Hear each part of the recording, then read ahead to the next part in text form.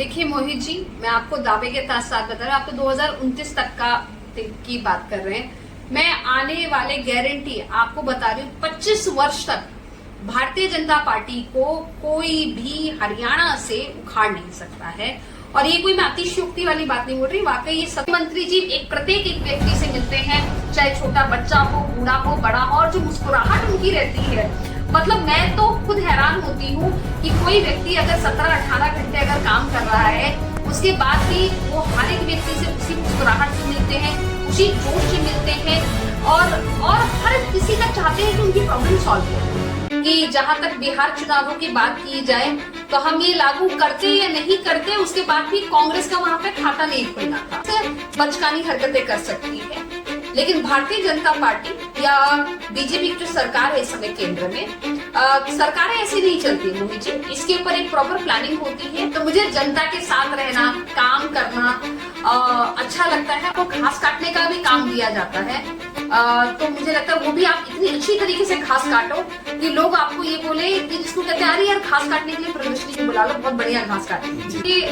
खट्टर साहब की जहां तक बात करें, खट्टर साहब तो एक तरह से भीष्म पितामह है हरियाणा के। क्या हरियाणा के इतिहास में ऐसा कभी हुआ है कि मुख्यमंत्री ने जब शपथ ली, साथ में उन्होंने 32,000 युवा। नमस्कार, आप ये सीधी और लाइव तस्वीरें देख रहे हैं हरियाणा के गुरुग्राम से। हरियाणा में बीजेपी के बेबाक जाने वाली दर्शनी जी, प्रियदर्शी जी, नमस्कार। नमस्कार मोहित भाई, कैसे हैं आप? जी बहुत अच्छे जी। मैडम, किस तरीके से देखते हैं आप अपनी आवाज को बहुत बेबाक तरीके से रखते हैं? किस तरीके से हरियाणा में, अगर मैं बात करूंगा, आज जीएसटी को लेकर दूसरी विपक्षी पार्टी कह रही है कि बिहार के चुनाव को लेकर ये एक हुक्म का इक्का मोदी जी ने फेंका है, वहां पर आप किस तरीके से देखेंगे? पहली बात कि विपक्षी पार्टी में जो प्रमुख विपक्षी पार्टी है मोहित जी, तो मैं दर्शक भी इस बात से अवगत होंगे, लेकिन मैं तब भी फॉर नॉलेज बता देती हूँ कि जहां तक बिहार चुनावों की बात की जाए तो हम ये लागू करते या नहीं करते, उसके बाद भी कांग्रेस का वहां पे खाता नहीं खुलना था। तो कांग्रेस इस गलतफहमी में ना रहे, उनका वहां पे कोई पूछी उठा, हमारे यहाँ कहा जाता है पूछी उठाने वाला कोई नहीं है। तो ये हकीकत है कि उनकी कोई, कांग्रेस का कोई अस्तित्व नहीं है बिहार में। तो इसके लिए, और देखिए, कांग्रेस बचकानी हरकतें कर सकती है, लेकिन भारतीय जनता पार्टी या बीजेपी की जो सरकार है इस समय केंद्र में, सरकारें ऐसी नहीं चलती मोहित जी। इसके ऊपर एक प्रॉपर प्लानिंग होती है, पूरे अर्थशास्त्री बैठते हैं, किस तरीके से फायदा उठाया जा सकता है, जनता किस तरीके से इसका फायदा उठा सकती है, इसमें पूरी विस्तार चर्चा होती है। आप रैंडम फैसले चुनावों को लेके लेते हैं, वो शायद हो सकता है कांग्रेस के जमाने में होता होगा। भारतीय जनता पार्टी इस तरीके से फैसले नहीं लेती है। हमें चुनाव जीतने के लिए इस तरीके के फैसले लेने की जरूरत नहीं है। हाँ, जनता को ये सौगात देना बहुत जरूरी था, क्योंकि आज हम चौथे नंबर की बहुत बड़ी अर्थव्यवस्था पूरे विश्व पटल पे बन चुके हैं, और इसको कोई डिनाई नहीं कर सकता। हमारे यशस्वी प्रधानमंत्री नरेंद्र मोदी जी ने जिस तरीके से जो विकसित भारत का सपना देखा है, वो आज हम उसकी तरफ बहुत ज्यादा अग्रसर हैं।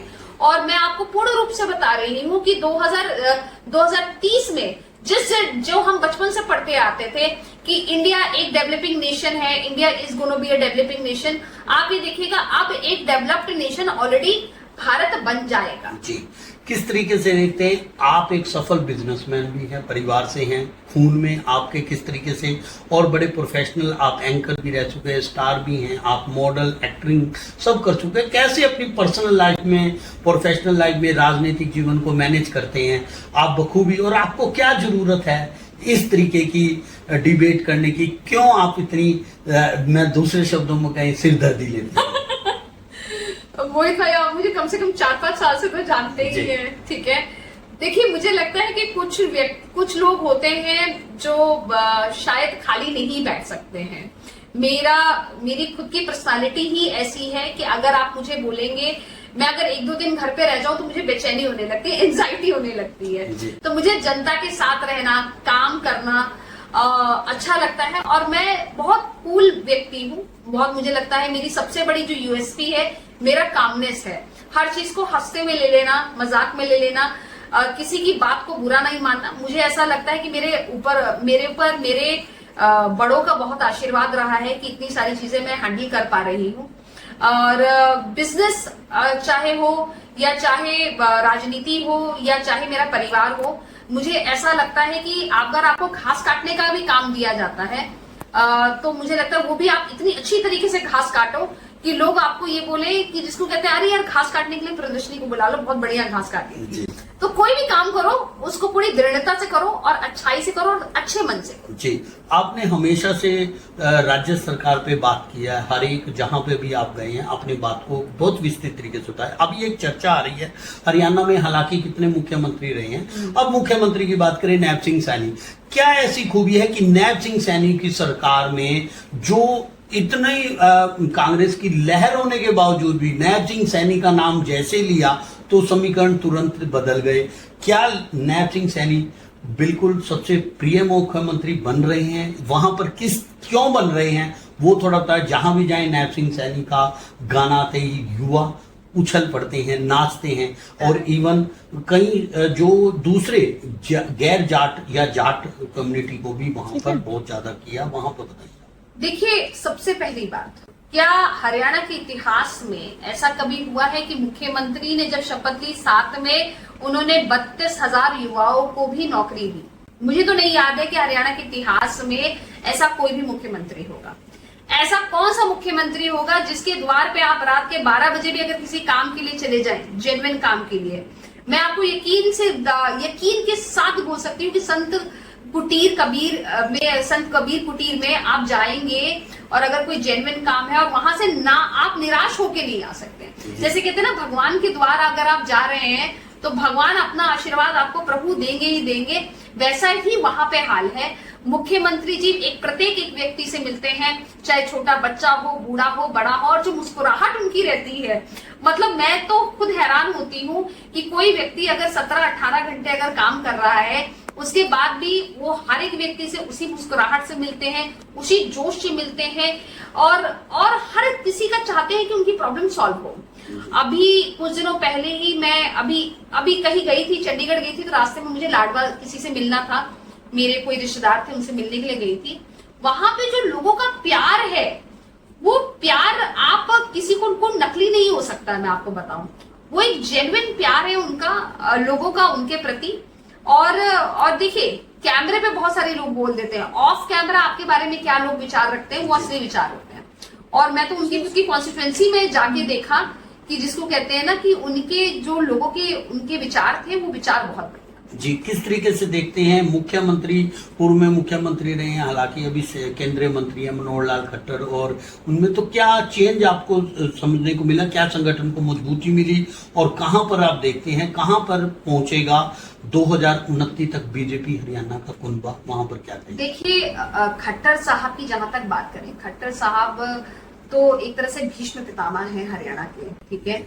और मुझे लगता है कि जो उन्होंने कर दिखाया हरियाणा के इतिहास में, भारतीय जनता पार्टी को जो स्थापित किया उन्होंने 2014 में, जो मील का पत्थर डालने वाले तो खट्टर साहब ही थे, उनकी लीडरशिप में ही हुआ जो हुआ।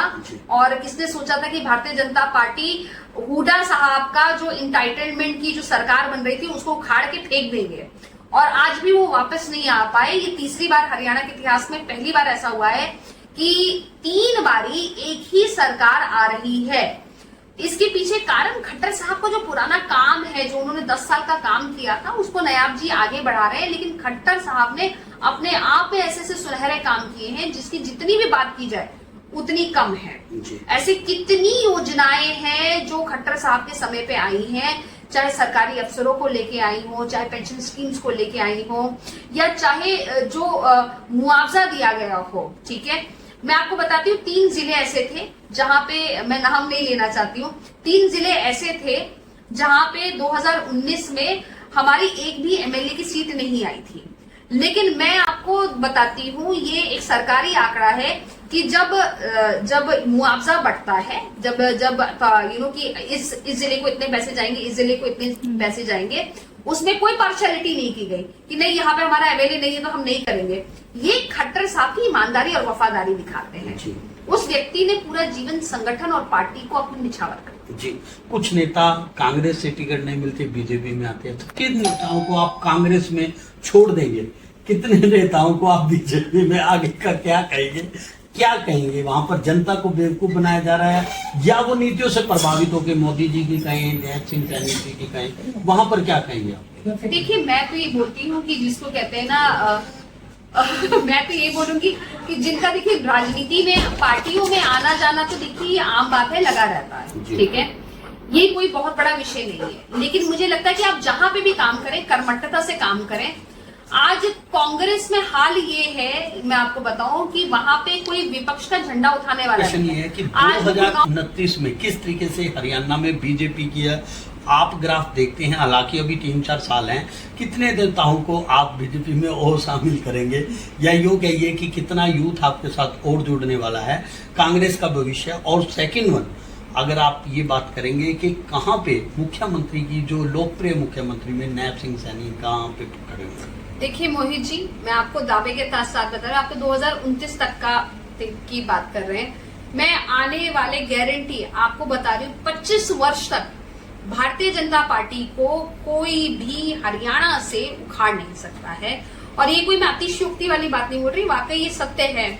और इसके पीछे रीजन ये ही है कि जो हमने, जैसे कि हमारी लाडू लक्ष्मी योजना की अगर हम बात करें, आज मान लीजिए कोई बेटी, आज मैं भी अगर अपनी माँ के घर में जाती हूँ, हमारे हरियाणा में रिवाज है कि बेटी जाती है जब अपने मैके तो उसको माँ कुछ पैसे देती है। हरियाणा में गांव में आज भी ऐसी कितनी महिलाएं हैं जो माँ के घर में जाती है और माँ के पास कुछ देने के लिए नहीं है, 10 रुपए भी नहीं है देने के लिए। आज उन महिलाओं को एक्चुअली देखा जाए तो सशक्तिकरण दिया है अगर किसी ने, तो वो नायब सिंह सैनी जी की सरकार ने दिया है। आज आयुष्मान योजना देख लीजिए, उज्ज्वला योजना ले लीजिए, आज महिलाओं को सशक्तिकरण की बात कर लीजिए, ऐसी कितनी स्कीम अगर मैं बताने लग गई आपका पूरा इंटरव्यू स्कीमों पे चला जाएगा। आज जिस तरीके से नायब सिंह सैनी जी, जिस तरीके से हमारे माननीय मुख्यमंत्री जी लोगों से मिलते हैं, जैसे अपने विचार साझा करते हैं, लोग उनसे रिलेट कर पाते हैं। आज आपको ऐसा नहीं लगता कि कोई पैराशूट से निकले हुए मुख्यमंत्री हैं, और ऐसा लगता है कि ये तो अपने जैसे ही है भाई, अपने जैसे ही है, अपनी बोली, अपनी खड़ी बोली है उनकी। तो ऐसा मुख्यमंत्री मिलना बड़ा मुश्किल है। और मुझे लगता है कि उनकी लीडरशिप में अब हरियाणा सच में हरियाणा। जी, तो आपने बड़े ही सुंदर तरीके से मैडम ने हमें बताया कि किस तरीके से हरियाणा में बीजेपी आगे अपना कुनबा बढ़ा रही है। एक बार फिर मैं आपको नवरात्रों की शुभकामनाओं के साथ आपका धन्यवाद भी करता हूँ। आप इसी तरीके से आगे बढ़ते रहें। जय हिंद, जय भारत।